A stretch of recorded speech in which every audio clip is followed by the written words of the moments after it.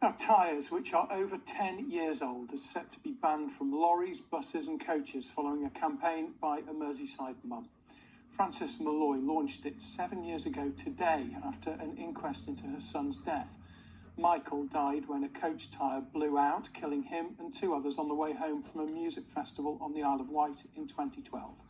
Earlier, I asked Frances Malloy for her reaction to today's news. It's welcome news. We feel it's a major victory and achievement for Tyred for the campaign. I am slightly disappointed, however, that they haven't done a total ban, because they're still allowing old tyres on the rear axle, but where there's a double rear axle. And that was going to be my next question, really. Do you feel that this goes far enough? No, I don't. I mean, and I've been very clear about that. I still don't understand why they couldn't just do a total ban. It doesn't make any sense. They said there isn't enough evidence to show that if one of the rear tyres or on a double axle blew, that it would affect the other tyre and there'd be a total blowout. But sadly, the only way to gather that evidence is when you have another death or fatality, which is clearly what we're trying to prevent. And many people who don't understand this subject as well as you've had to learn to understand it will be amazed that tyres can be on public service vehicles that are so old. I mean, your car tyres last 2-3 years, whatever, they don't last that long. I will never, ever, ever forget the moment that the barrister told us that the cause of his death was a tyre that was nearly 20 years old. Michael himself was only 18 and the tyre was older than him. And we could believe it. I mean, even every time I hear myself say this, I still can't believe that I lost Michael. Michael, his whole future, his life was taken because of a tyre that old, and it was legal.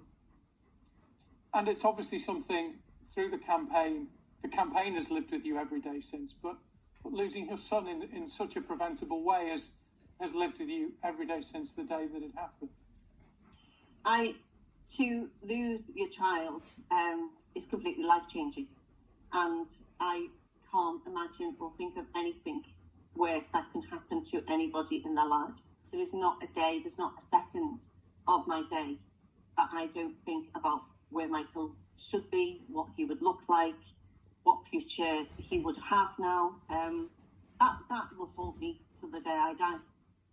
Do you feel after the campaign and after everything that it means that Michael's death wasn't in vain, or there's a positive legacy that comes from it? Is there any good that comes from it? I think I would never say any good could come of it, but I understand the sentiment in what you're saying. In that, yes, I do agree. Michael's death, he didn't die in vain. It does give me a feeling that I've done the best that I possibly can for him, because he did deserve much better than what happened to him. He got on a coach to come home from a music festival. He should have been returning to me, with all of the stories of a festival, tired, weary, dirty clothes.